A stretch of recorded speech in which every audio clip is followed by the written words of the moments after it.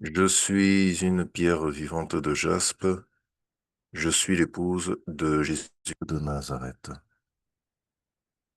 Éternel Père très saint, Dieu tout-puissant, gloire te soit rendue, ô Éternel, de ce que tu as préservé nos vies, et que tu nous donnes l'opportunité de répondre à ce rendez-vous de l'adoration, ce rendez-vous de la louange, de la gloire et de la supplication, ce moment de prière que tu nous as ordonné par amour pour ton peuple d'organiser chaque dimanche afin que, ensemble, nous puissions élever la voix vers toi pour tous nos besoins. Nous te sommes reconnaissants, Éternel, pour le contrôle que tu exerces dès à présent sur chaque dimension physique et spirituelle de la réalisation de cette réunion de prière. Merci de t'inviter dans la demeure de tes enfants. Merci de leur ouvrir les portes de ton cœur, de leur tendre, Éternel, ton oreille bienveillante. Merci, Éternel, de ce que tu prends le contrôle et tu nous infuses, tous autant que nous sommes, nous qui allons faire la conduite de toute cette prière, ainsi que tous les points de prière qui vont être envoyés par ton peuple. Gloire te soit rendue, ô Éternel, de ce que tu en tires toute la gloire, au nom de Jésus-Christ de Nazareth. Amen. Frères et sœurs en Christ, bonjour, soyez les bienvenus à cette séance de prière d'intercession du dimanche 16 novembre 2025. Je suis le frère Patrick et au nom de tout le staff, je vous souhaite la bienvenue et vous remercie pour votre fidélité au programme du ministère groupe Spiritualité chrétienne. Aujourd'hui, c'est la prière d'intercession qui est divisé en trois parties. L'exhortation que j'ai l'honneur et la joie de pouvoir donner aujourd'hui, puis la page des témoignages et enfin la séance de prière proprement dite. Pour ce dernier point, nous vous invitons, frères et sœurs, à envoyer en message privé sur la plateforme du chat, sur le chat de la plateforme Zoom, vos points de prière particuliers, s'il vous plaît, pour que, à ce moment-là, nous puissions bénéficier de l'intercession de tout le peuple pour prier pour vous, ou pour ces besoins-là. Merci beaucoup. Soyez les bienvenus. Nous entrons dans le vif du sujet et mon exhortation de ce jour est intitulée L'autorité de Dieu. Je rends grâce à l'Éternel pour la vie du professeur et pour tout le staff, pour le privilège qui m'est accordé de pouvoir contribuer par ma modeste personne et ma petite intelligence à l'édification du peuple sur la base de l'expérience et de l'inspiration fournie par le Saint-Esprit. Pour la dite inspiration, je rends grâce à l'Éternel de ce que le professeur hier a fait, a touché une grande partie, un chapitre carrément de cette exhortation de ce jour.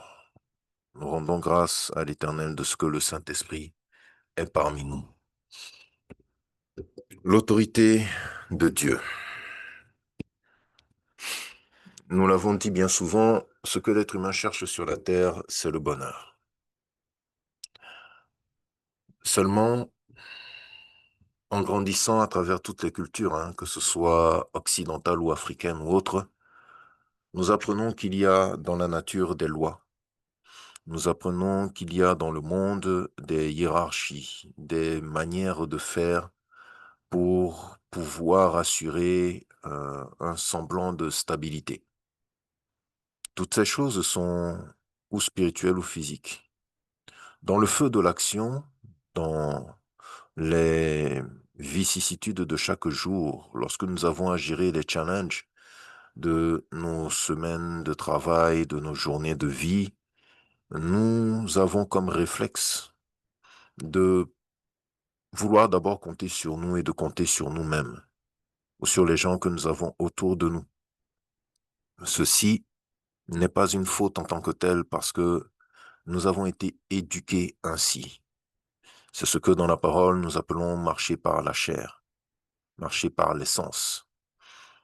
en ce sens que chaque défi qui vient, qui interpelle notre compétence, notre attitude, notre statut ou notre autorité, nous nous référons à nos propres aptitudes, à notre mode de réflexion et d'analyse afin de résoudre le problème. Encore une fois, je le dis, ce n'est pas mauvais en soi, car il y a, même dans les dispositions de Dieu, un moment où nous sommes censés, à un moment donné, nous baser sur ce que nous savons, nous connaissons de la parole de Dieu. Cependant,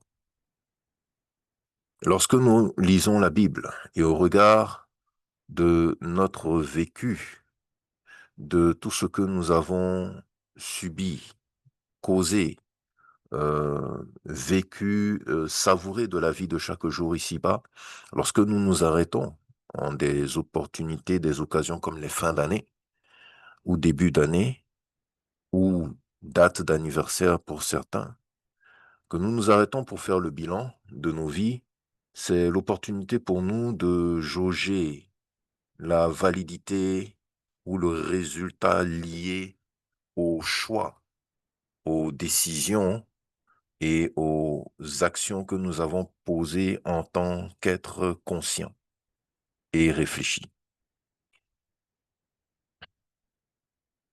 Lorsque j'ai commencé à chercher Dieu, que ce soit dans la magie ou ailleurs,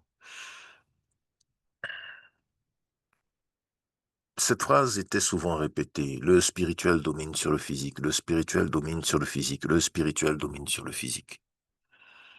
Tant et si bien que c'est devenu comme un credo, une devise en chaque instant, parce que, effectivement, dans ces formations, dans ces groupes et cellules de formation mystique dans lesquelles j'évoluais, nous étions conscients que pour pouvoir asseoir une stabilité, atteindre un certain bonheur de notre vécu, il fallait poser des actions qui influent le spirituel en notre faveur sur la terre, donc dans le physique. Mais idiot, ignorant, sot, je dis idiot, pardonnez la violence de ce mot, mais c'est ce que la Bible nous dit. La sagesse des hommes est folie aux yeux de Dieu. La sagesse des hommes étant folie aux yeux de Dieu, cette façon de réfléchir aux yeux de Dieu était complètement absurde et stupide. Parce que la Bible soutient bien que le spirituel domine sur le physique, mais elle soutient aussi une autre façon de faire, cette façon de faire qui marche selon Dieu. Pour comprendre cela, nous devons comprendre un concept qui est ancré profondément dans la parole de Dieu, profondément dans l'histoire de l'amour de Dieu pour l'humanité. De Genèse 1.1 à Apocalypse 21, nous le verrons partout sous diverses formes, et rarement sous sa forme la plus brute, telle que nous la nommons l'autorité. Qu'est-ce qu'une autorité? Lorsque nous regardons les définitions du dictionnaire dont nous aurons besoin aujourd'hui pour pouvoir à loisir analyser tout ce que nous allons découvrir, nous lisons que l'autorité, c'est le pouvoir ou le droit de commander, de contraindre les fondements, les sources de l'autorité. Autorité paternelle, autorité juridique, autorité morale, autorité politique. Il existe aussi une autorité légitime et une autorité de fait. L'autorité d'un gouvernement, l'autorité d'un chef sur ses subordonnés, avoir l'autorité sur quelqu'un, être placé sous l'autorité d'un directeur. Le concept évolue aussi en autorité absolue, souveraine, imposer son autorité ou abuser de son autorité. Il y a aussi faire respecter son autorité, perdre ou compromettre son autorité, conserver ou maintenir son autorité, faire acte d'autorité. Ce qui nous intéresse aujourd'hui est résumé dans les diverses variantes de ce concept d'autorité. Tout d'abord, maintenons, comprenons, gardons à l'esprit que c'est le pouvoir ou le droit de commander, de contraindre, de faire exécuter un ordre. Et l'autorité est apparentée donc à une force, à une puissance, à des prérogatives, c'est-à-dire des dispositions, et à une mission. Une fois que nous avons posé ces bases, nous pouvons maintenant, nous n'allons pas parcourir toute la Bible, bien entendu, mais nous pouvons maintenant regarder dans la Bible combien de fois ces notions ont été exploitées.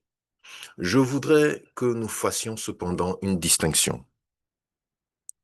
Nous allons parler de l'autorité de Dieu et comment est-ce qu'elle est nécessaire pour le bonheur de l'homme en tant qu'être humain, c'est-à-dire dans le physique, mais en tant qu'âme également. Et surtout cet aspect, c'est le plus important, en tant qu'âme. Parce que bien que nous soyons vivants sur la terre et que nous marchions dans le physique, que nous évoluions, que notre conscience est accaparée durant chaque journée par les réalités de la vie dans le physique, nous sommes et demeurons avant tout premièrement une âme. Et ça, la Bible en parle. Et cette âme, qui est le reflet, l'image de l'Éternel, en tant que créateur, dans son autorité, attend quelque chose de sa créature et de sa création. Ainsi, nous allons faire une différence entre l'autorité de Dieu et l'autorité divine. Comprenons par autorité divine l'autorité qui a été le pouvoir de contraindre, la force d'exercer qui a été donnée par Dieu. Qui a été donnée par Dieu. L'autorité de Dieu, donc, ce pouvoir de dominer, de régner, de contraindre qui lui est propre à lui, l'Éternel, sous ses divers titres, créateur, tout-puissant, omniscient, etc. Et l'autorité divine, le positionnement, la capacité d'exercer qui a été donnée à quelqu'un par l'Éternel. Quand nous lisons dans le premier chapitre de la Genèse, la première chose qui marque à travers le processus de la création sur les 6 jours est qu'à aucun moment le Créateur ne fait une demande. Si nous voyons au chapitre 3, Dieu dit que la lumière soit, et la lumière fut. Verset 6, pardon, j'ai dit chapitre 3, verset 3, chapitre 1. Au verset 6, Dieu dit qu'il y ait une étendue entre les eaux et qu'elle sépare les eaux avec les eaux. Et ainsi il fut fait. Verset 9, Dieu dit que les eaux qui sont au-dessous du ciel se rassemblent en un seul lieu et que le sec paraisse, etc., etc. Il est clair, à la lecture de ces passages et de ces versets, que nous n'avons pas affaire à quelqu'un qui s'exprime pour demander une permission, pour faire une requête, mais qu'il émet des ordres, qu'il émet des décrets. La différence entre une demande et un ordre, entre une requête et un décret, tient lieu de cette capacité de contrainte. Une fois que le décret est émis, une fois que l'ordre a été émis, ils doivent être exécutés. Ils doivent être exécutés. Cependant, il est important de comprendre qu'un ordre n'est émis ou donné à quelqu'un que parce qu'on sait qu'il peut l'exécuter. Il a cette capacité de l'exécuter. Et aussi que celui qui donne cet ordre comprend que celui qui reçoit l'ordre peut l'exécuter, c'est dans ses aptitudes, et qu'il comprend qu'il a l'autorité, qu'il a le pouvoir, la latitude, la capacité d'émettre cet ordre. C'est dans cette disposition. Ainsi, de la création, nous voyons déjà que l'Éternel, en tant que créateur, a l'autorité sur sa création. C'est très important. Pourquoi? De comprendre cela, que l'Éternel, en tant que créateur, a l'autorité sur sa création, parce qu'au sixième jour, après avoir créé le monde, après avoir créé la nature et tout ce qui vit, les êtres vivants, etc., et tout ça, il crée l'homme.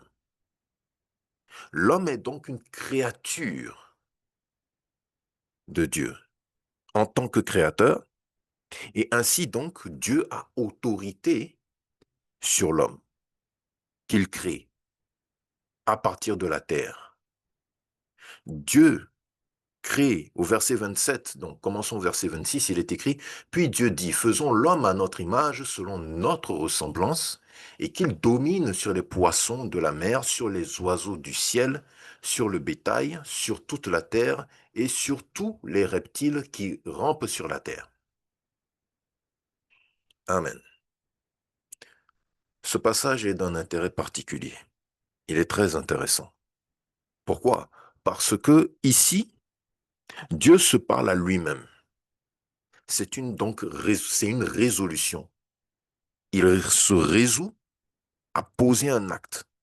Cette fois-ci, il ne dit pas à la terre de produire l'homme, tout comme il avait dit plus haut dans les journées précédentes, à la terre de produire des êtres vivants, tout comme il avait dit à la mer de produire des êtres vivants. Parce que la terre n'a pas la capacité de produire l'homme. Souvenez-vous, celui qui donne un ordre ou un décret comprend que le récepteur de cet ordre et de ce décret peut exécuter l'ordre et le décret qu'il donne.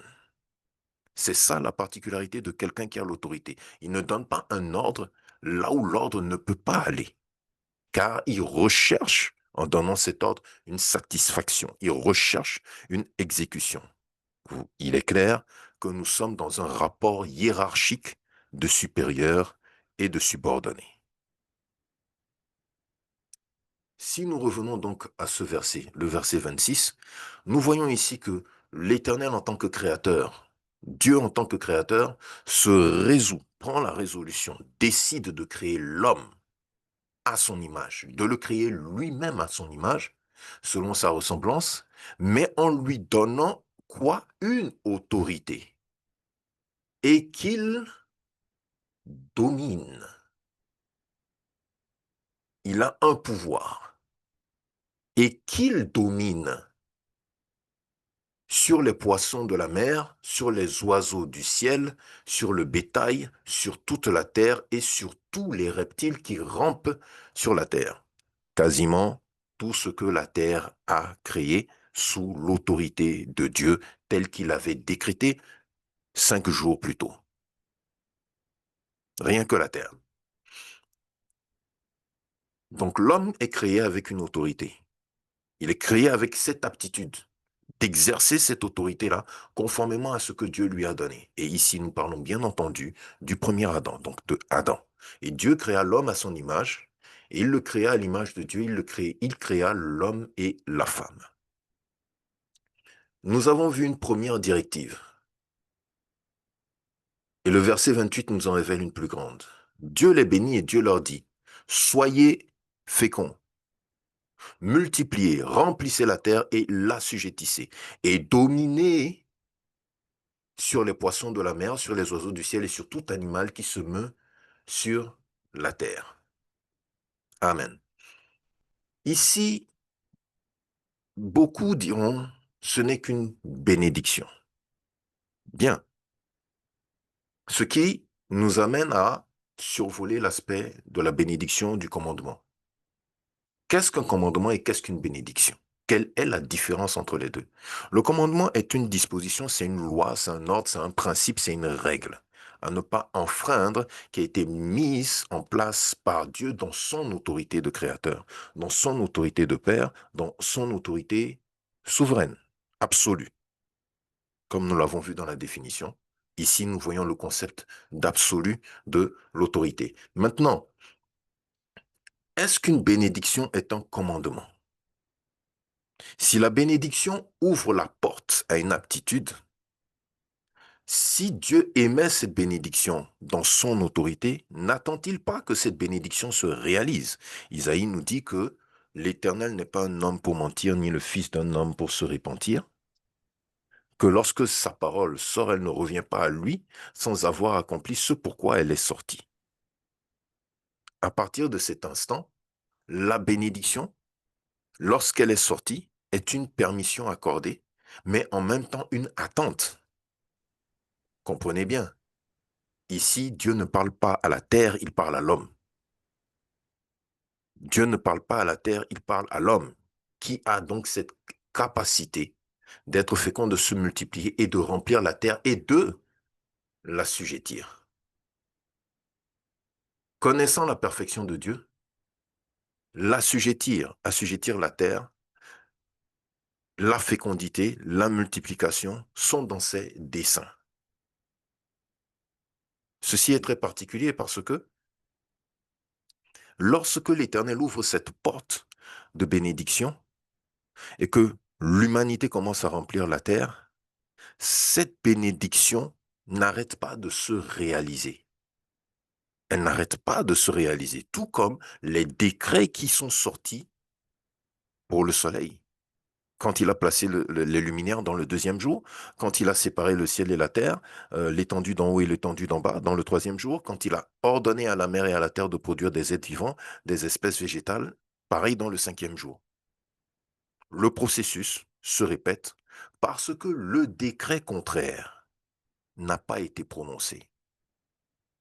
Jusqu'à ce jour, l'Éternel n'a pas dit au soleil, arrête de briller. Il n'a pas dit, je retire les luminaires. Il n'a pas dit que la lumière ne soit plus. Par ce chapitre, directement au commencement de la Bible, nous avons affaire à la présentation d'un être tout-puissant, souverain et régnant, plein de bonté qui fait quelque chose de merveilleux, de permanent, de perpétuel.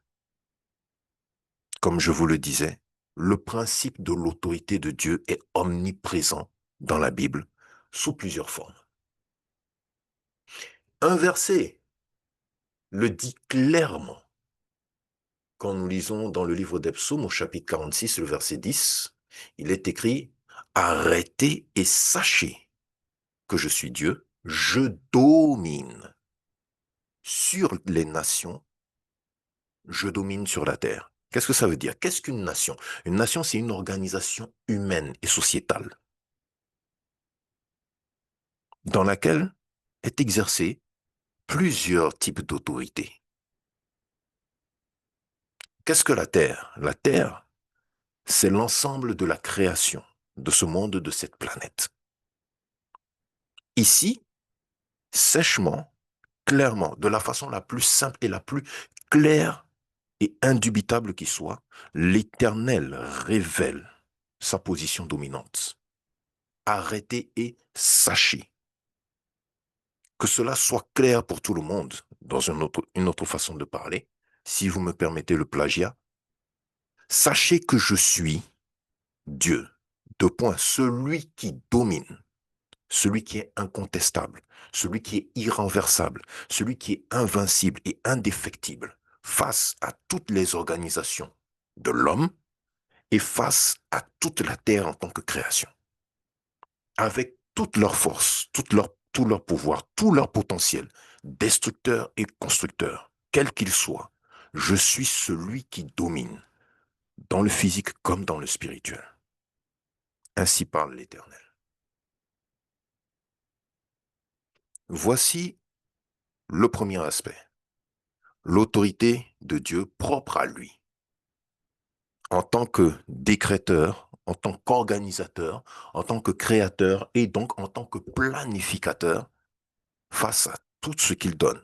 Nous avons survolé, bien entendu, tout un long chapitre entre Abraham, Moïse, Abraham et l'Éternel qui parle de détruire Sodome et Gomorrhe, face auquel Abraham négocie pour son neveu, pour son frère Lot, Pharaon et Joseph, Moïse et Aaron face au Pharaon, l'Éternel qui transmet l'autorité de dominer le bâton de commandement, le bâton de puissance pour dominer sur toutes les divinités égyptiennes qui sont le soubassement de ce royaume et de l'autorité de Pharaon. Le spirituel domine sur le physique. Dans le spirituel, frères et sœurs, je voudrais souligner quelque chose. Quand dans toutes les traditions du monde, autres qu'hébraïques, au dehors de la Bible, surtout africaine, vous savez, quand on dit que quelqu'un a été nommé chef traditionnel ou roi, spirituellement, ça veut dire que cet homme domine sur tous les esprits de sa région. Parce que pour être roi sur la terre, il faut avoir la capacité de gérer les esprits de cette terre et de ce territoire. Ce qui est complètement le contraire avec l'Éternel, parce que l'Éternel choisit ses rois. Et ça va encore plus loin. Ça va encore plus loin. Parce que lorsque nous lisons dans la Bible, et je vais vous le dire, je vais vous donner le verset. Lorsque nous lisons dans la Bible, c'est l'Éternel qui fait et défait les rois. En Isaïe 49, 23, nous lisons que des rois seront tes nourriciers, leurs princesses tes nourrices. En Isaïe 45, 66, il est le Rédempteur, le Saint d'Israël. Et quand nous lisons dans 1 Samuel, nous voyons bien que lorsque le peuple a décidé de choisir Saül comme roi, l'Éternel dit, ils ne veulent pas que je sois roi sur eux. Et le professeur, comme je le disais, avait touché cet aspect-là hier. C'est-à-dire qu'il décide qu'une nation qui ne l'adore pas puisse être soit détruite entièrement ou soit domine sur Israël. Il appelle Nebuchadnezzar son serviteur, alors que Nebuchadnezzar, normalement, est païen. Il déploie sa puissance en Babylone et en Perse, de sorte que des rois païens reconnaissent que l'Éternel est le seul Dieu sur toute la terre. Avec l'Éternel, c'est l'Éternel qui fait et défait les rois. Et ici, nous allons voir comment l'Éternel, maintenant donc, transmet encore une autorité, mais divine, en Matthieu 28, 18.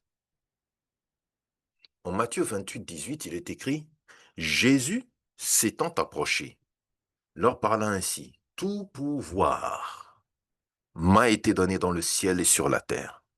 Amen.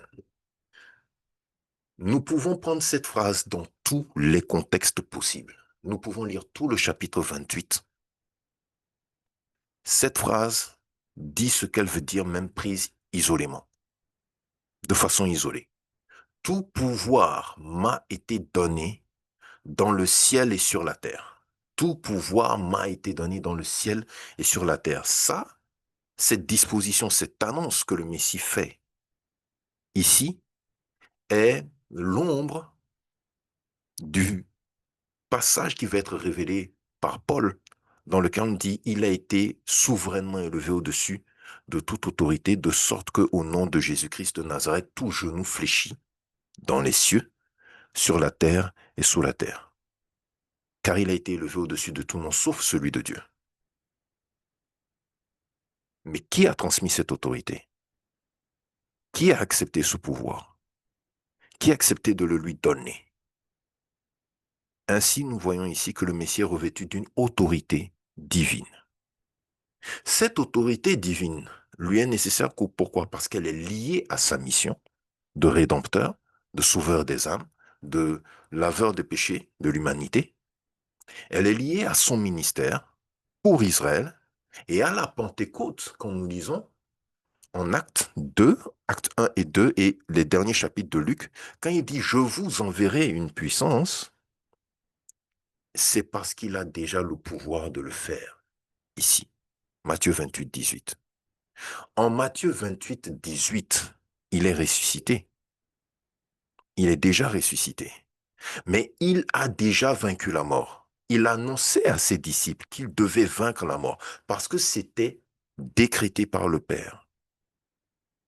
Il devait vaincre la mort. Il est normal qu'on regarde un homme qui arrive à vaincre la mort n'est pas un homme. Un homme qui arrive à vaincre la mort n'est pas un homme. C'est un surhomme.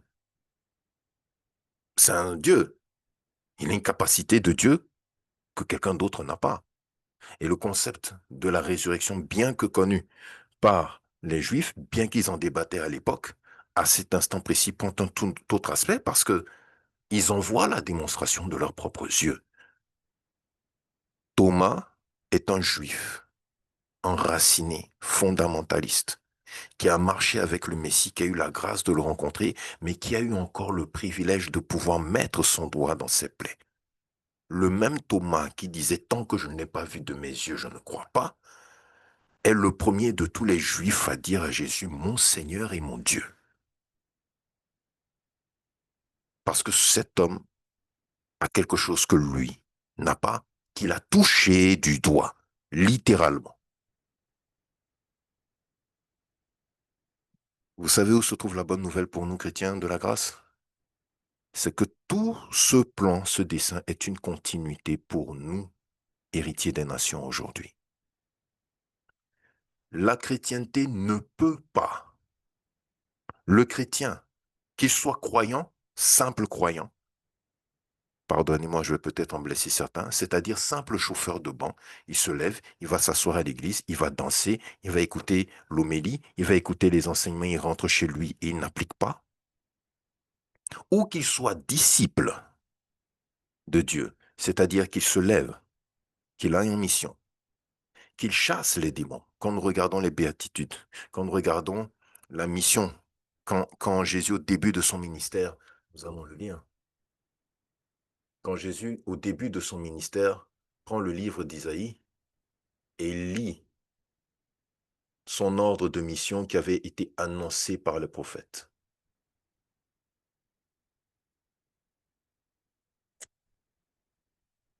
dans lequel il a reçu la mission de libérer les captifs, de guérir les malades, de consoler les veuves et les opprimés. Frères et sœurs en Christ, d'après vous, cet ordre de mission, il est spirituel ou il est physique? De quel captif parlons-nous? Paul nous révèle que la loi est une prison. Elle est l'aiguillon de la mort. De quel captif parlons-nous? Lorsque nous qui sommes aujourd'hui, qui avons le privilège d'être dans la délivrance, nous avons la capacité de voir des gens qui étaient captifs des démons, esclaves des démons, devenir libérateurs des âmes. Est-ce que cette mission, elle est d'abord physique ou elle est d'abord spirituelle? Elle est effectivement spirituelle. Nous parlons de Isaïe 49, 9.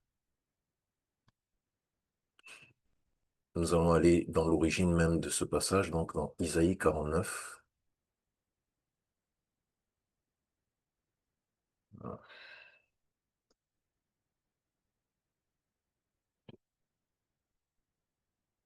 Donnez-moi un instant, je vous prie.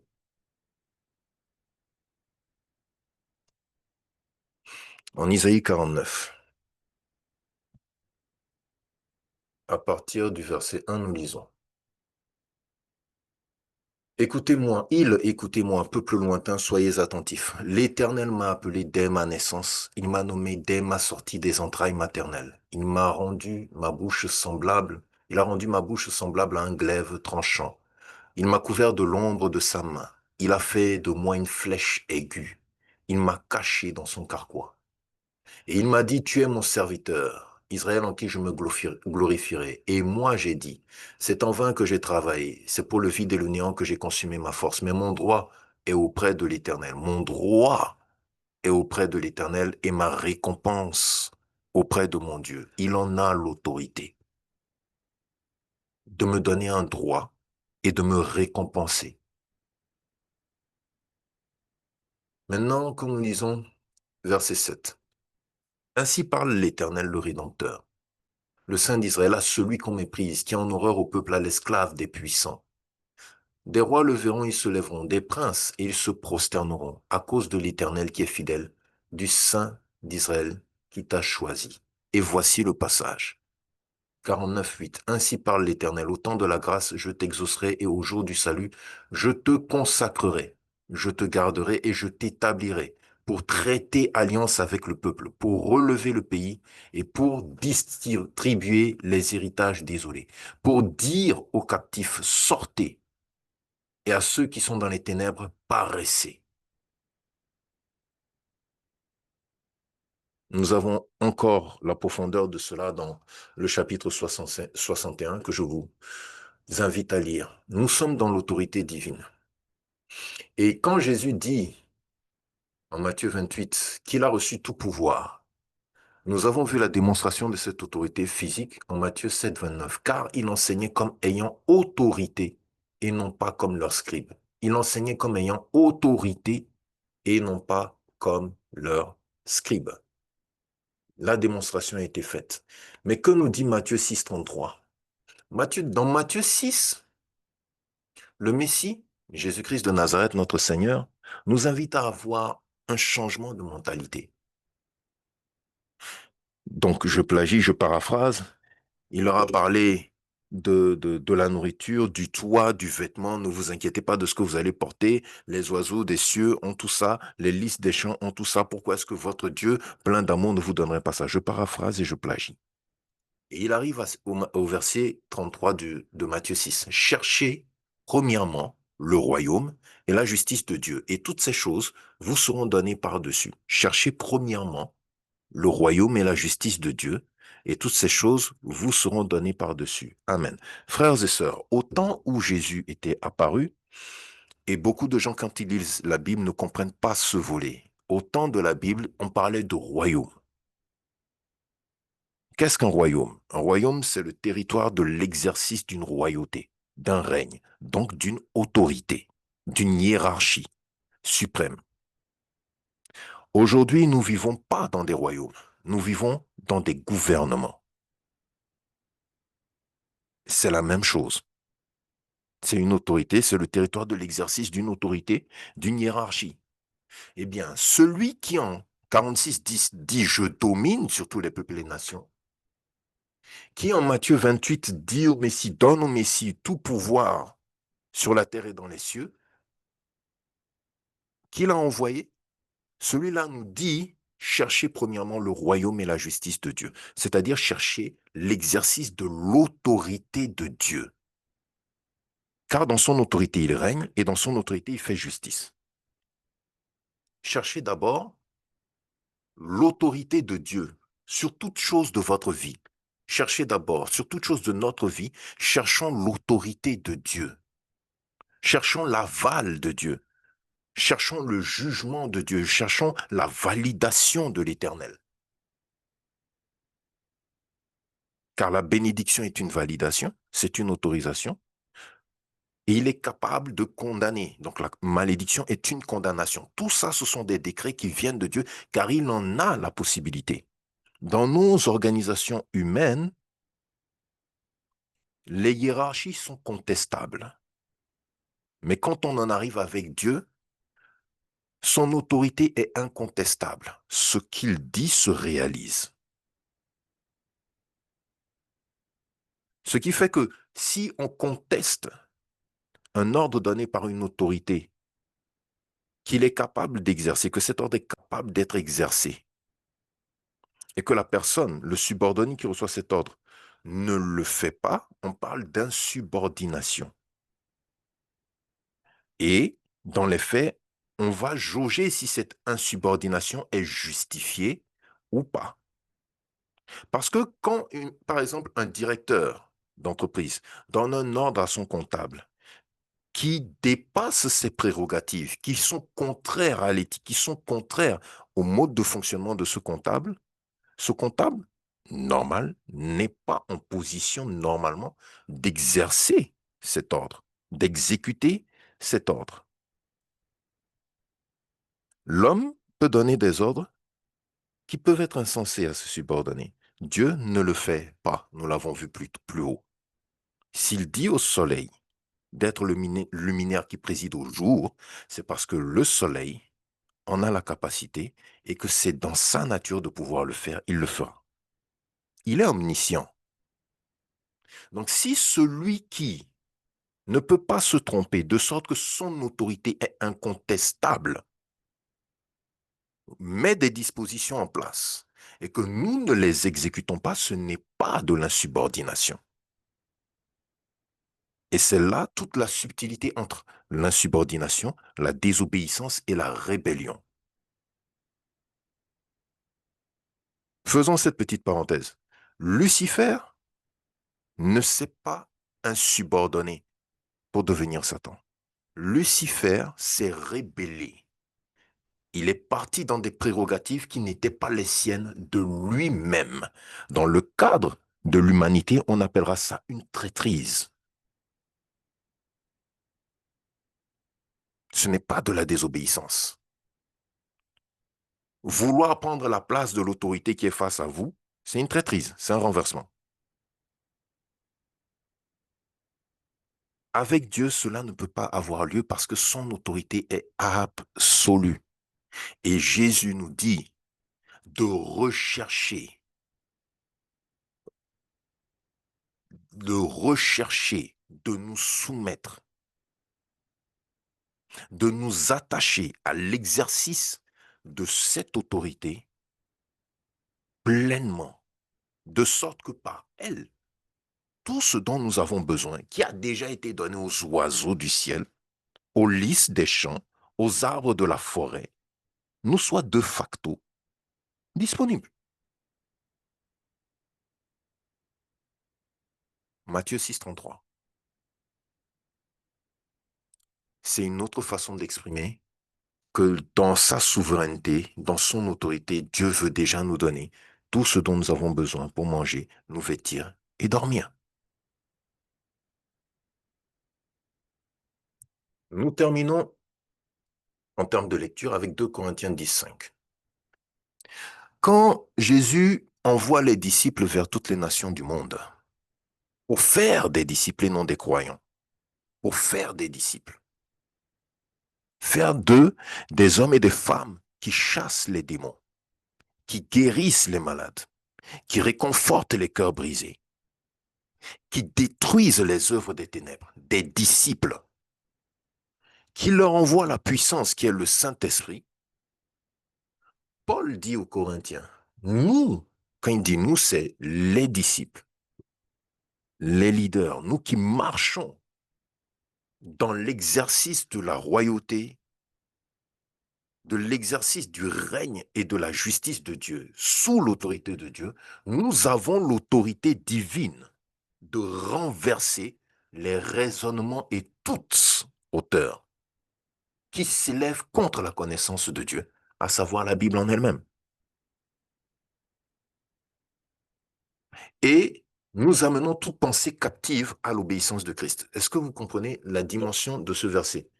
Ce verset dit que le disciple authentique de Jésus-Christ de Nazareth a l'autorité de renverser toute autorité qui s'élève contre la connaissance de l'autorité de Dieu et de soumettre toute autorité à l'obéissance de l'autorité de Jésus.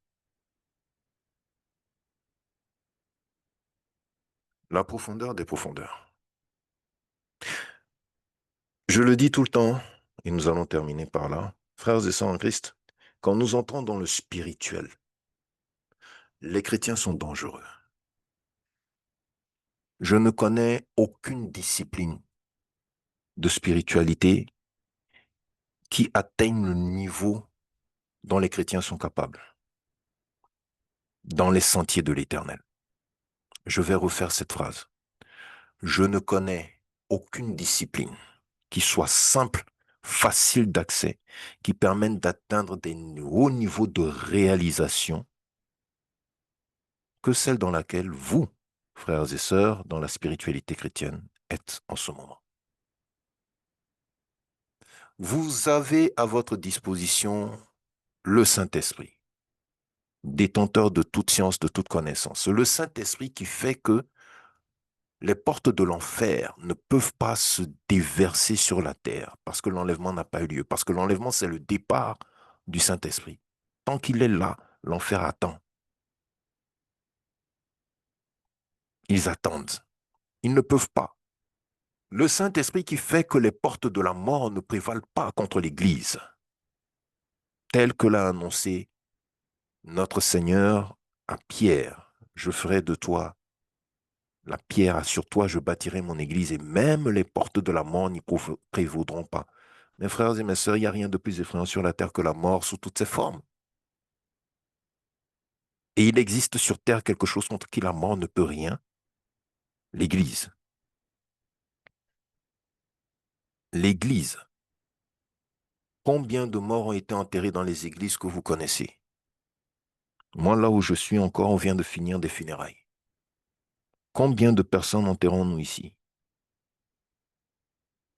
Combien de personnes, combien de personnes combattent des maladies? Hier encore, on a entendu le témoignage de la sœur Hélène. Ça fait un de plus. Parmi tant d'autres, dont le témoignage de notre sœur Caroline qui a rejeté le cancer. Allez expliquer ça à un franc-maçon, ça n'a pas de sens. Pourtant, ils sont médecins. Vous êtes dans le meilleur système de renseignement du monde. Le professeur a développé ça hier, en long, en large.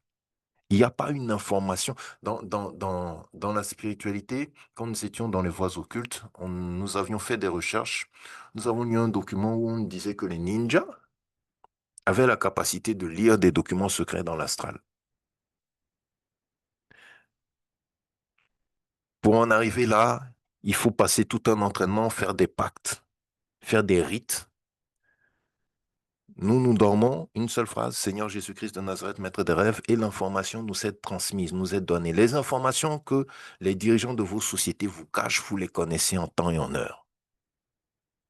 Si vous cherchez d'abord l'autorité de Dieu, dans l'autorité divine que vous avez, que nous avons en tant que chrétiens, nous ne pouvons fonctionner si l'autorité de Dieu ne s'exerce pas.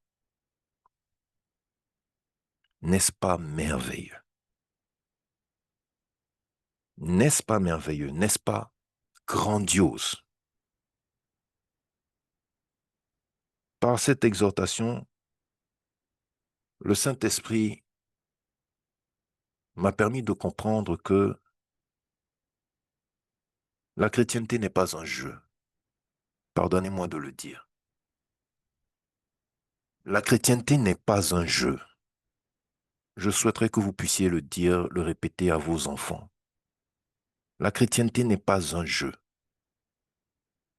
Lorsque les gens comprendront ce qu'est la chrétienté, pardonnez-moi frères et sœurs en Christ, mais de plus en plus, ils persécuteront l'Église. Parce que nous n'avons pas comme ennemis des êtres faits dans la chair.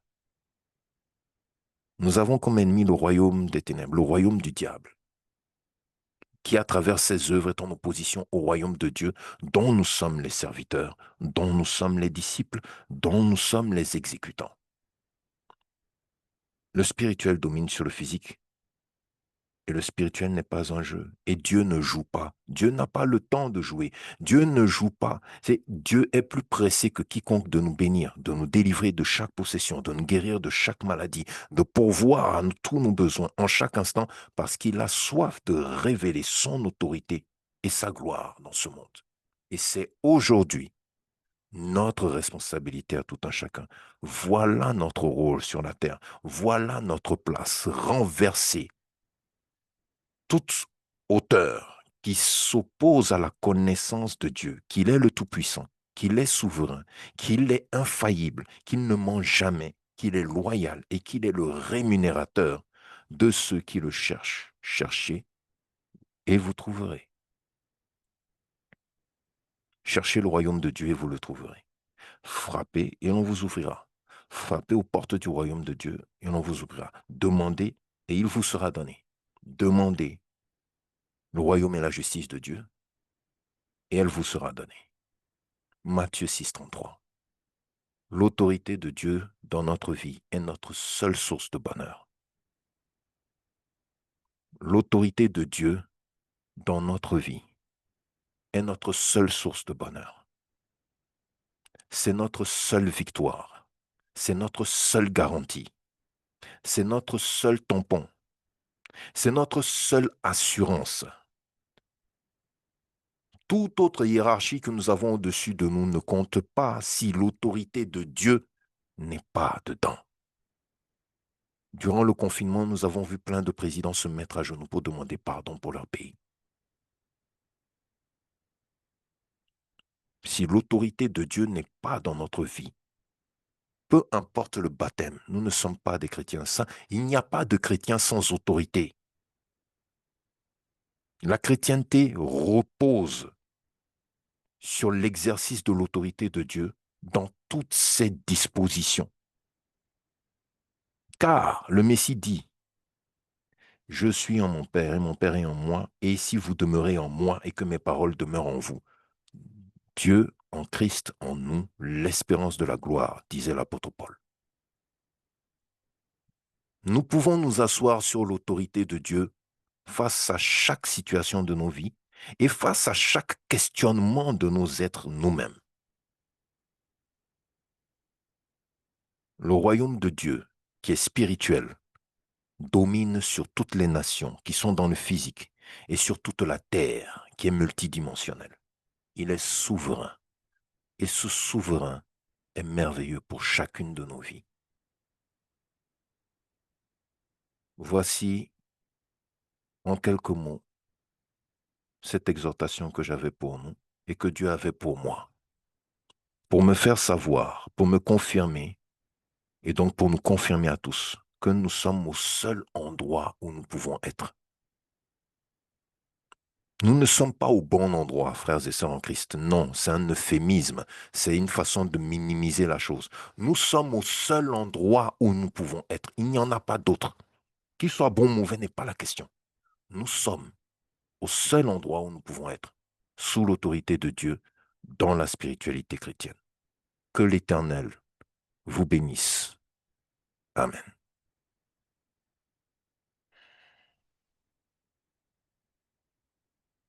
Merci Seigneur. Nous voici à la page des témoignages. Témoignage de la gloire de Dieu, témoignage de l'amour de Dieu dans vos vies, témoignage de la bonté de l'Éternel dans son autorité sublime, souveraine et absolue sur vos âmes.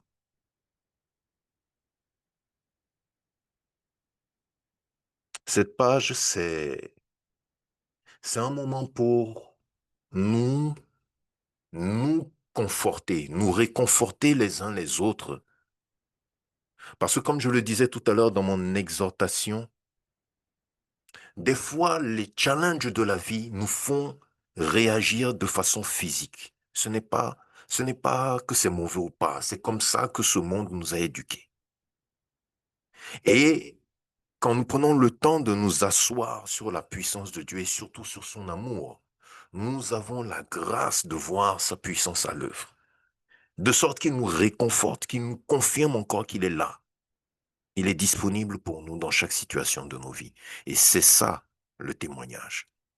Comment Dieu nous a bénis dans le physique, par une action spirituelle, par la réalisation d'un enseignement que nous avons donné, par des dispositions, par la preuve, la découverte d'une croissance spirituelle que nous avons. Le témoignage, c'est pour nous, frères et sœurs, d'abord. C'est pour nous taper dans le dos les uns aux autres, pour nous dire, ne t'en fais pas. Dieu est vivant, il est encore là, il ne t'a pas oublié. C'est une façon de nous dire, s'il l'a fait pour moi, il peut le faire pour toi. Il veut le faire pour toi.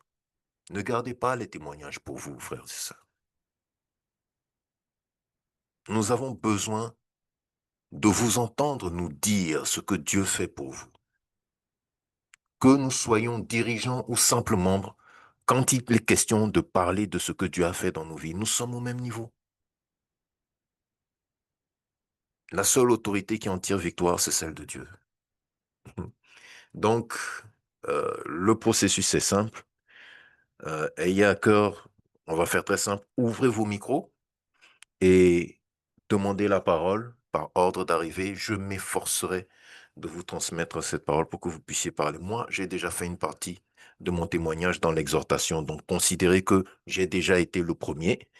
N'attendez pas qu'il y ait un autre premier. Et voilà, soyez libres, frères et sœurs, Dieu vous bénisse.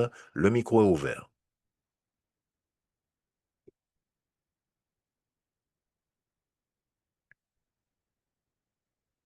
Qui a un témoignage?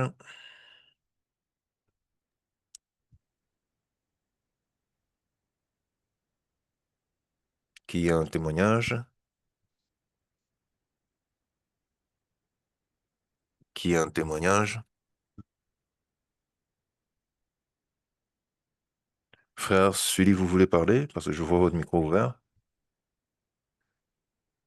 Non, d'accord. D'accord. Pas de témoignage pour aujourd'hui? Pas de témoignage pour aujourd'hui? On va pas partir sans un témoignage, s'il vous plaît. Donc, je vais demander, je suis sûr, je suis convaincu, doyen, que vous avez énormément de témoignages pour nous. Je voudrais, s'il vous plaît, que vous puissiez nous sauver. Soyez celui par qui nous allons nettoyer notre honte aujourd'hui, si vous permettez. S'il vous plaît, donnez-nous un témoignage, s'il vous plaît, doyen, si possible.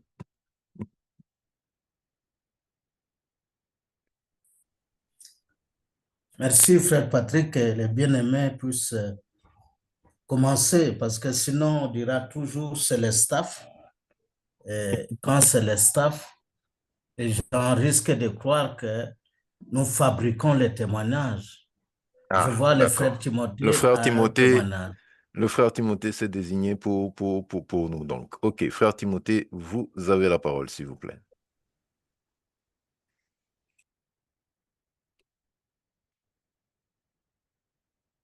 Allô, frère Timothée?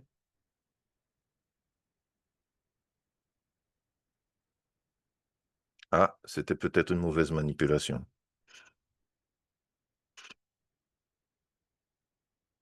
Bon, ben, s'il n'y a pas de témoignage, il n'y a pas de témoignage. Ce que moi je pourrais dire pour ma part, si je dois faire un témoignage, je rends grâce à l'Éternel pour ce ministère et pour la vie du professeur, de ce que par les enseignements confidentiels que nous avons reçus, j'ai pu constater une accélération d'activité spirituelle et aujourd'hui, je ne suis vraiment pas l'homme que j'étais au début de ce ministère.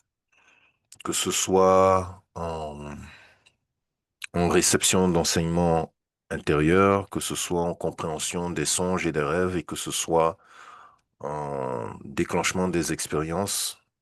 Aujourd'hui, je vis dans une dimension où la spiritualité est protocolaire, c'est-à-dire j'appuie sur un interrupteur et les choses se passent. Cela grâce à l'enseignement sur les pierres. Je peux témoigner que l'enseignement sur les pierres est d'une très grande profondeur et vraiment d'une efficacité qui dépasse vraiment mon intelligence. Ça, je rends grâce à l'Éternel pour la révélation de cet enseignement et je vous invite véritablement à réécouter tous les enseignements qui ont été donnés par rapport à cela, qu'ils soient confidentiels ou l'enseignement sur la pierre de jaspe, le maître des clés et la pierre de jaspe. C'est une énorme bénédiction pour moi et je suis convaincu que je ne suis pas le seul à vivre cette transformation, à vivre ce phénomène. Je suis sûr que vous tous, chers membres, ainsi que mes chers frères sages et sentinelles, ont la preuve parce que je ne peux pas être le seul à vivre ça, c'est impossible. L'Éternel est grand, l'Éternel est merveilleux, la spiritualité chrétienne est pleine de trésors. Bénis sont les enfants qui vont recevoir ces enseignements. Bénis sont nos enfants qui vont les mettre en pratique et grandir à travers cela. Béni soit l'Éternel qui le rend disponible. Voilà, gloire à l'Éternel. C'était mon témoignage et donc dans l'ordre Frère Timothée, vous avez la parole. Merci beaucoup, frère Patrick. J'espère que vous m'entendez. Je vous entends très bien. Nous vous entendons très bien, s'il vous plaît. Pardon. Merci beaucoup. Je suis une pierre vivante des jaspes. Je suis l'épouse de Jésus-Christ de Nazareth.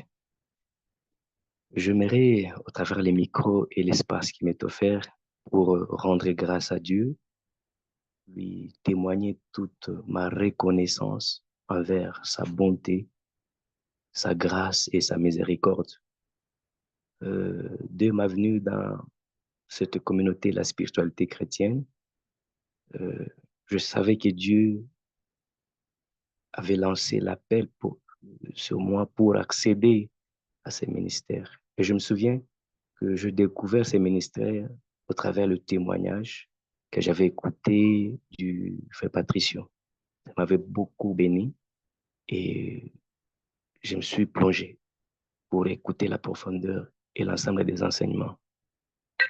J'aimerais rendre grâce à Dieu parce que Dieu m'a fait la grâce d'accéder au groupe de sentinelles. Je me souviens quand on discutait avec le frère Samuel Moukaz, qui m'est fortifié, qui me disait toujours, frère, ici, tu ne peux pas parler avec les professeurs comme ça physiquement. Cherche-les dans le spirituel.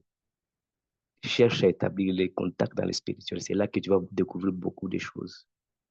Et il m'avait beaucoup, beaucoup encouragé à créer, à chercher le contact dans le spirituel. Et c'est au travers le rêve que j'avais fait et j'ai croisé le professeur dans le spirituel, il est venu me visiter et il a prié pour moi et il m'a même montré l'œuvre que je veux accomplir au sein de la spiritualité chrétienne. Et lorsque je fais ce rêve, je racontais au frère Samuel, je lui ai dit, frère, qu'on ne partage pas d'abord ce rêve. Attendons d'abord voir si ça va se concrétiser. On a eu un échange avec lui. Le frère dit, non, frère, laisse-moi envoyer ça. Bon, je lui ai dit, ça va, d'accord, envoie. Et dès qu'il a envoyé, et j'ai reçu la surprise que j'ai été admis dans le groupe de la Sentinelle, des Sentinelles de la spiritualité chrétienne. C'est pour moi un privilège, un honneur devant le Dieu qui m'a connu depuis le sein de ma mère, qu'il a mis un appel sur moi que je serai un jour à son service. Je ne suis pas digne, ni qualifié, ni compétent, mais la miséricorde de Dieu qui surpasse toute connaissance et toute intelligence m'a connecté à vous, aux professeurs et à tout l'ensemble de la spiritualité chrétienne. J'aimerais dire merci à Dieu et à toutes les sentinelles de votre accueil. Vous m'avez beaucoup béni par votre accueil. Que le Seigneur vous rende au centuple. Ne vous limitez pas seulement à moi. Continuez dans cette dimension et que la gloire et l'honneur soient rendus à notre Dieu. Merci beaucoup, Frère Patrick. Amen. Nous rendons grâce à l'Éternel pour votre vie.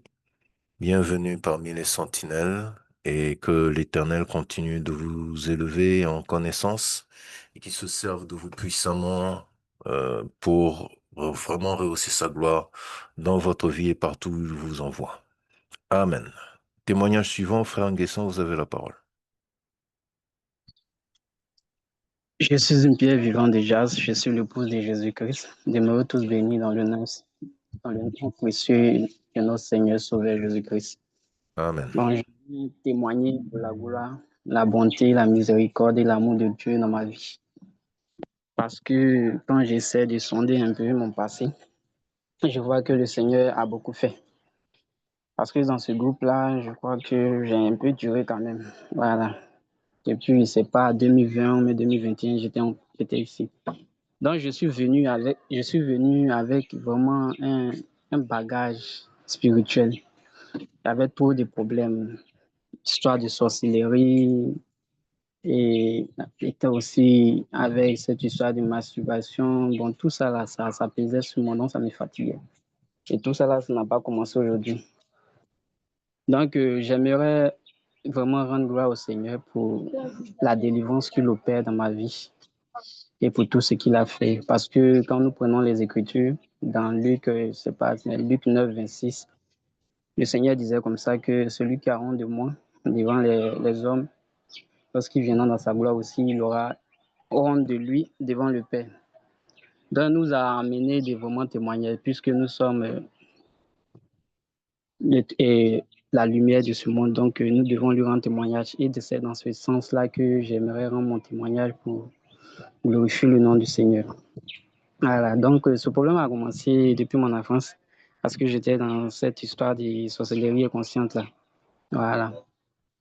Donc là, on m'avait beaucoup fatigué. Et tout ça là, ça a commencé dans ma famille maternelle. Parce que si vous remarquez, la majorité de mes expériences se tournent un peu dans cette famille là. Toujours, c'est dans la famille maternelle et tout ça. Parce que là, je suis né là-bas, j'ai grandi là-bas et tout ça. Donc, quand j'avais 6 ans, 7 ans, hein, mes yeux spirituels s'étaient ouverts parce que là, ils me donnaient de la nourriture dans les rêves et tout ça. Donc, toutefois, quand je faisais mes rêves, ce n'est pas que des rêves, mais physiquement, je voyais ma grand-mère et puis mon grand-père. Dans les environs de, c'est pas, 23h, 22h, ils venaient me chercher.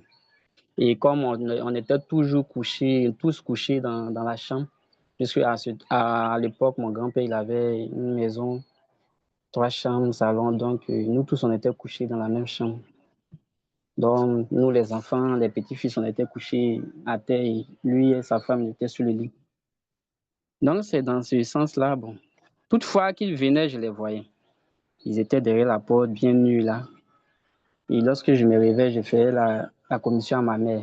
Parce qu'à ce temps-là, elle n'était pas trop au village. Elle faisait la navette, elle était commerçante, donc elle partait sur Abidjan, elle revenait. Donc, elle disait, elle dit, ah, voici ce que l'enfant dit. Il dit, quand il dort à une certaine heure, vous venez le chercher, voici ce qui se passe, c'est ça. Il dit, non, c'est un enfant, tu sais, il ne faut pas trop écouter les enfants. Bon, à ce temps aussi, elle était naïve, bon, puisqu'elle ne voyait pas tout. Je ne sais pas si c'était sur l'effet de l'envoûtement et tout ça. Et une fois, quand j'ai commencé maintenant à prendre de l'âge, elle m'avait dit comme ça qu'une fois, tu m'as dit que ta grand-mère a dit de me livrer et tu as refusé. Donc, je lui ai dit, ah bon? Il dit oui. Bon, ça a commencé à perturber. Donc, quand je suis arrivé à Abidjan, chez mon papa, puisqu'elle m'avait envoyé à Divo, dans une ville de Côte d'Ivoire, là, pour que je puisse commencer les études. Donc là, mon papa, ils l'ont alerté, mon papa, pour dire, ah, ton fils à Divo, et donc il faut venir le chercher et tout ça. Donc, dans son dos, il est venu me prendre, sans l'avertir, et il m'a amené comme ça à Abidjan. Et à Abidjan, toujours, les gars me fatiguaient, ils venaient, fatigués et tout ça. Donc, je les voyais. Quand ils viennent, je dis à mon père, voici, ta chemise a disparu, ce sont mon grand-père, ta grand-mère, ma grand-mère, c'est eux qui sont venus les prendre. Donc, ils me fatiguaient et tout ça. Donc, mon papa a tout fait. Il allait voir les frères de l'assemblée dans laquelle il fréquentait, là. Ils ont tout fait. Ils sont venus dire, on va, ah, vraiment, non, on ne peut rien. Hein. Que cette histoire-là, c'est vraiment compliqué, on ne sait pas. Que je crois que tu dois aller voir les parents de l'enfant, puisque tu as des comptes à rendre là-bas. Parce qu'à l'époque, mon papa, il n'avait pas reconnu la grossesse. Voilà, c'est quand je suis né, comme il a vu la ressemblance, et là, il a finalement reconnu, mais il n'est pas allé au village pour présenter ses excuses et puis il ne sait pas fait ce qu'il devait faire pour avoir l'enfant. Parce que dans leur coutume, quand tu n'as pas doté une femme et tu as fait des enfants avec elle, tu devais venir acheter l'enfant. Donc, il y a des présents que tu devais apporter et tout ça, et puis en tout cas, tu fais pardon. Mais lui n'a pas fait tout ça. Donc, lui m'avait kidnappé comme ça, sans l'autorisation des parents et tout ça. Donc, il n'avait pas la force. Donc, les frères lui ont dit simplement que, ah, bon, nous, on pouvait rien faire pour ça, il ne sait pas. Donc, il faut voir avec les parents de l'enfant et tout ça, ça. Donc, ma mère, elle a pris la nouvelle que j'étais à Abidjan. Donc, elle faisait maintenant la navette chez mon père. Elle disait comme ça, ah, tu as pris mon fils sans mon autorisation et tout ça, là, que vraiment, je veux vraiment que tu me redonnes mon fils et tout ça. Il dit, ah, mais ton fils, ça, il a l'esprit de la sorcellerie, que nous, on veut tout faire pour le délivrer. Toi, tu es là, tu mets pression. Elle dit, mais depuis il est né, là, tu n'es pas venu au village, tu n'es pas venu voir ma famille. Eux sont eux qui l'ont élevé et tout ça, là. Donc, dans ça, il s'est énervé, il dit, ok, de toute façon, même à son cas, là, c'est compliqué. Il faut partir ton enfant comme ça. Et c'est ainsi, elle était à Abidjan.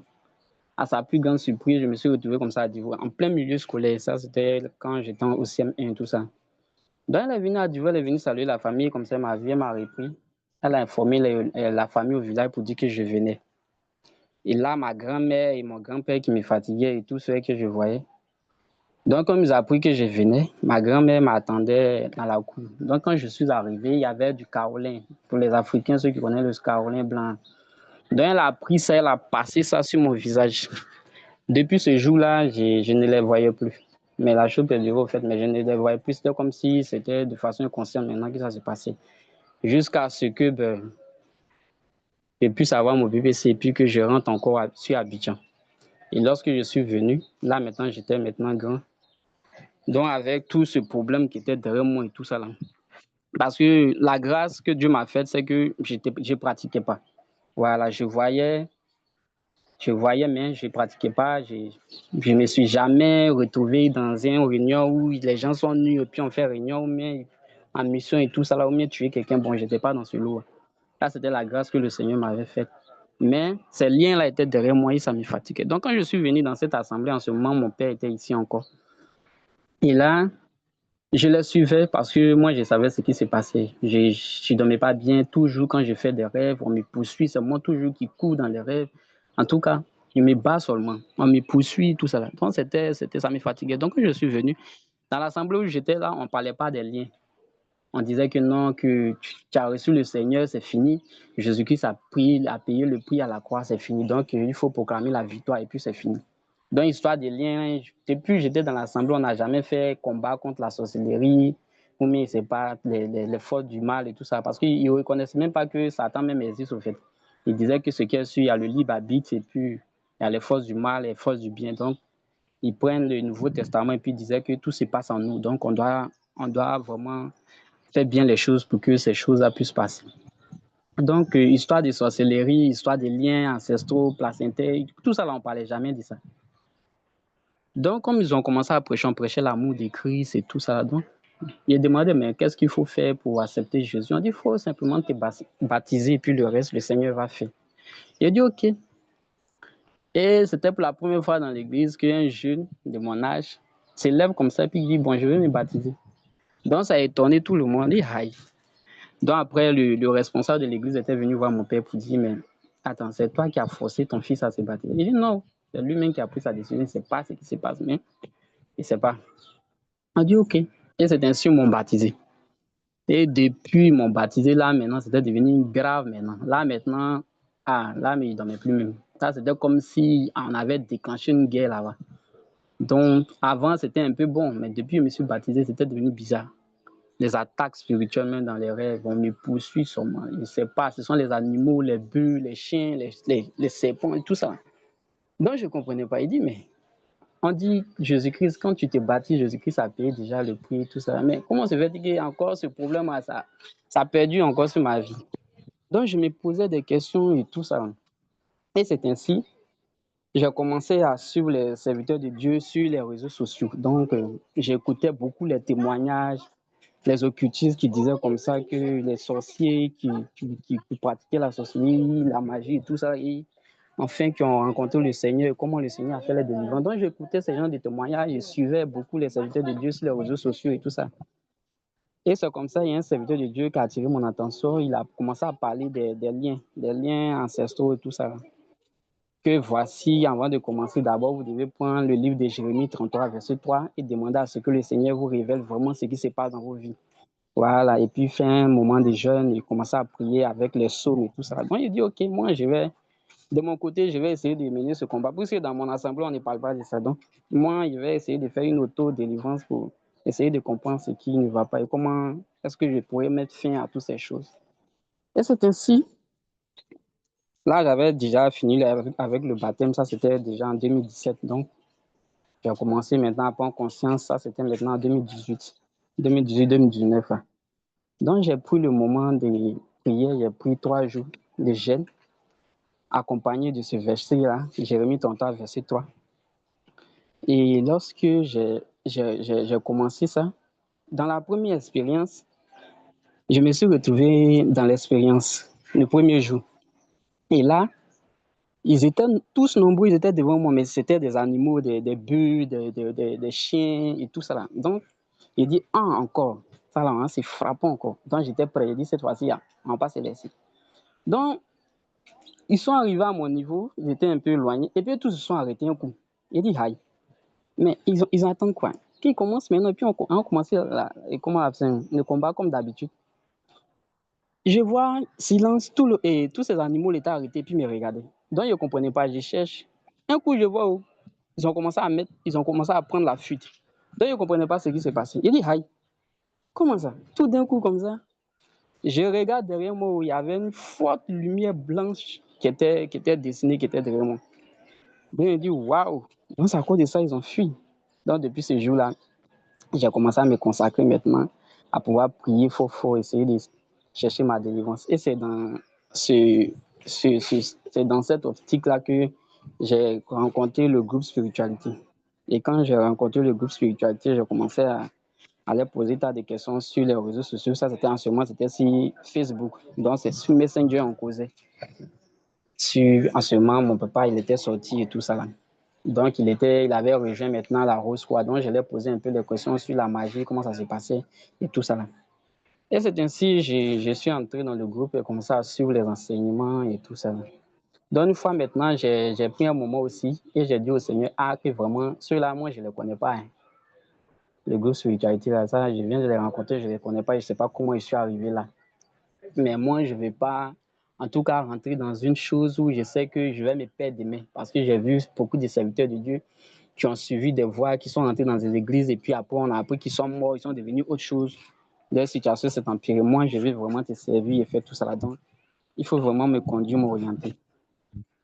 Et lorsque j'ai fait cette prière, là, j'ai eu une expérience dans laquelle il y avait une présence angélique qui était là. Je ne sais pas si c'était le Seigneur, mais c'est une présence angélique. Et là, le Seigneur m'avait dit qu'on en est qu'un point, que je suis avec toi.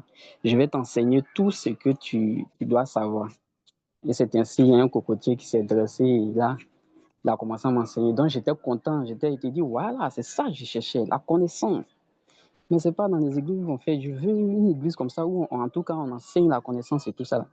Donc, j'étais content et tout ça. Là. Donc, je me suis réveillé, j'étais content. Et je me suis recouché encore. Lorsque je me suis recouché, il y a un autre esprit encore qui est venu. Mais cette fois-ci, lui, il était venu sous forme d'une boule rouge. Et l'esprit était venu, l'esprit disait comme ça que si tu m'adores, je vais faire de toi un être puissant. Que si tu m'adores, je vais faire de toi un être puissant. Donc, il dit, comment ça? Donc, moi, je savais que j'avais déjà fait une première expérience, j'avais causé le Seigneur. Donc, toi, d'où tu viens? Et puis, ce que je demande même à c'est même pas ça, il me propose. Donc, automatiquement, j'ai commencé à l'attaquer. Au nom de Jésus, j'ai commencé à envoyer le feu, le feu. Et là, j'étais couché avec ma cousine. Et c'est ainsi, il cherchait à se faufiler dans la maison. Et c'est ainsi qu'il est rentré dans la vie de ma cousine. Et ça, tout ça s'est passé dans l'expérience.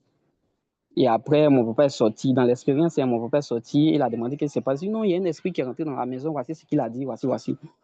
Et mon papa était derrière moi. Et puis, je chassais l'esprit, on le cherchait. Et j'ai dit non, l'esprit est rentré dans ma petite soeur. Et je me suis réveillé. Donc, quand je me suis réveillé, en même temps, lui aussi s'est réveillé. Il a demandé qu'est-ce qui se passe. Et je lui ai expliqué. Il dit, en tout cas, il faut faire attention, qu'il ne faut pas accepter tout ça, l'esprit et tout ça. Donc, quand c'est passé, c'est là maintenant, j'ai commencé à suivre le groupe et tout ça là. Et par la suite, avec les enseignements sur les liens placentaires, les liens sanguins et tout ça là. Et le Seigneur a commencé à se manifester. Et il a commencé à opérer son miracle dans ma vie. Et peu à peu, la délivrance a commencé à s'opérer.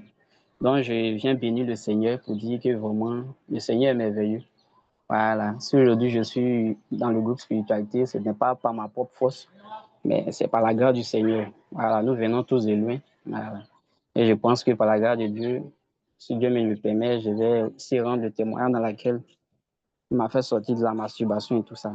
Donc, demeurez bénis. Amen. Amen. Que l'Éternel vous bénisse. Donc le groupe, c'est le groupe spiritualité chrétienne, pas le groupe spiritualité, parce que le groupe spiritualité existe aussi. Et ils font pas ce que nous faisons.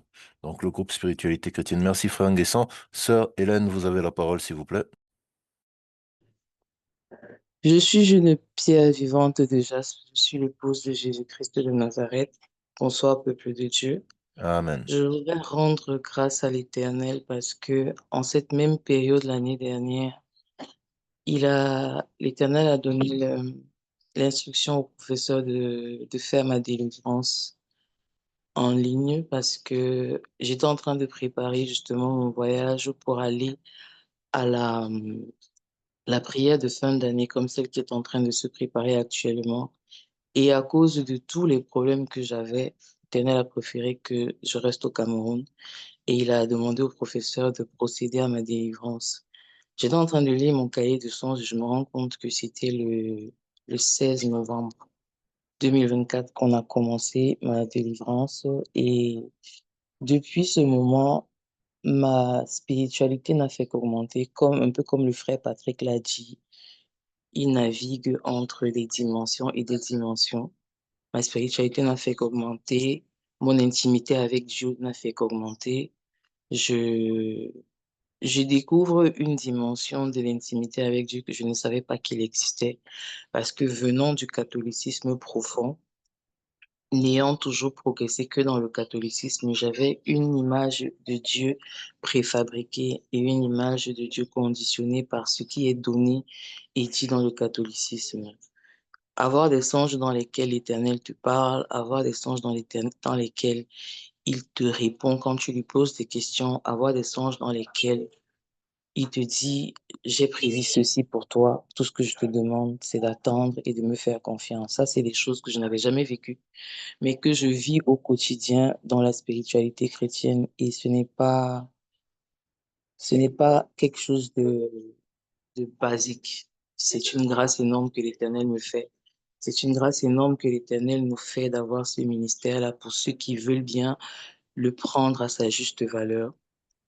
Je remercie le ciel, je remercie la spiritualité chrétienne, je remercie le staff, je remercie toutes les personnes qui intercèdent pour la spiritualité chrétienne et je remercie le professeur aussi. Que Dieu le bénisse abondamment. C'était mon témoignage. Amen. Nous rendons grâce à l'Éternel pour votre vie, ma sœur. Que l'Éternel vous édifie davantage et qu'il glorifie son nom dans votre vie. Frère Yokoli, vous avez la parole, s'il vous plaît. Sœur Véronique, après, s'il vous plaît. Mhm. Je suis une pierre vivante de Jas. Je suis le frère Yokoli. C'est ce que depuis que je suis à la spiritualité chrétienne, c'est que c'est au niveau de moi-même, mon comportement qui a beaucoup changé. C'est-à-dire, avant, s'il y avait un comportement de peur. C'est-à-dire, j'avais tout le temps peur. Et, par exemple, tout le monde pouvait me marcher dessus. Tout le monde pouvait faire tout ce qu'il voulait de moi, m'insulter, et tout, parce que j'étais timide, j'avais peur. Même quand quelqu'un, s'il y a un petit problème, il sent que je tremble, il sent que j'ai peur, il voit dans les yeux la peur, l'échec même dans mon visage et dans mes yeux, dans ma manière de me comporter. Mais depuis que je suis à la spiritualité chrétienne, je vois que j'ai une assurance, mais sur l'être lequel je compte, c'est Jésus-Christ. C'est-à-dire, à travers lui et à travers les enseignements, je vois que j'ai une assurance en moi-même et je n'ai plus peur. Je vais donner l'exemple, par exemple, au service, où je me débrouille au travail. Ce que je suis là-bas, c'est peut-être 98% de musulmans. Mais une fois, il y a avec quelqu'un qui travaille avec moi qui m'a dit, lui, forcément, lui, il va m'obliger à être musulman. Donc, il a fait sortir des arguments. Mais moi, je ne sais pas par comment, je sais pas, mais c'est ma réaction face à cette personne-là. Quand je lui ai répondu, je lui ai donné des taux directifs. Lui-même, hein, alors que lui, il dit que c'est un érudit musulman, il a fait, il connaît le Coran, il connaît la Bible et tout, mais dès qu'on a échangé, il s'est carrément rétracté. Il m'a dit non, c'est bon, toi, genre, il m'a vu comme un sorcier, au fait, c'est ça qui est le problème. Il m'a vu comme quelqu'un peut-être qui pratiquait d'autres. Il m'a dit, peut-être, il m'a envoyé même me dire que moi, je suis kémite, genre, je pratique des cultes pour pouvoir être protégé face à certains trucs. Donc, c'est comme ça qu'il me voit. Et aujourd'hui, depuis ce jour, c'est comme si je suis à part. Quand les gars me voient, après ce discours, c'était comme ça que c'était avec eux. Quand les gars me voient, c'est comme s'il y a une tension, en fait. Mais moi, je pensais que la tension, c'était le fait que peut-être qu'il avait blessé quelqu'un, mais il a vu que c'est Jésus-Christ même, c'est le Saint-Esprit même qui est avec moi. Parce que la tension qui était créée entre nous, c'est un signe de respect, c'est un signe de considération. Et ils ont vu que j'ai de l'assurance. Donc, j'aimerais remercier le Seigneur Jésus-Christ pour tout ce qu'il a changé dans ma vie jusqu'à présent. Amen. Amen. Nous rendons grâce à l'Éternel pour votre vie. Nous croyons que ce n'est pas fini, que cette assurance va évoluer encore davantage. Que l'Éternel vous bénisse. Sœur Véronique.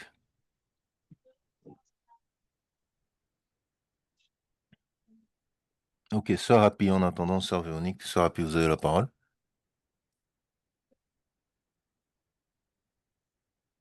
Allô? Bon, ça doit être des erreurs de manipulation alors. Un autre témoignage.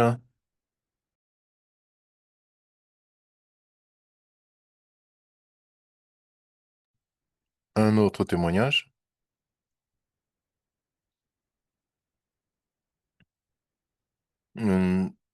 Bon, s'il n'y a pas d'autres témoignages, peut-être, doyen, si vous pouvez toujours nous partager votre témoignage maintenant.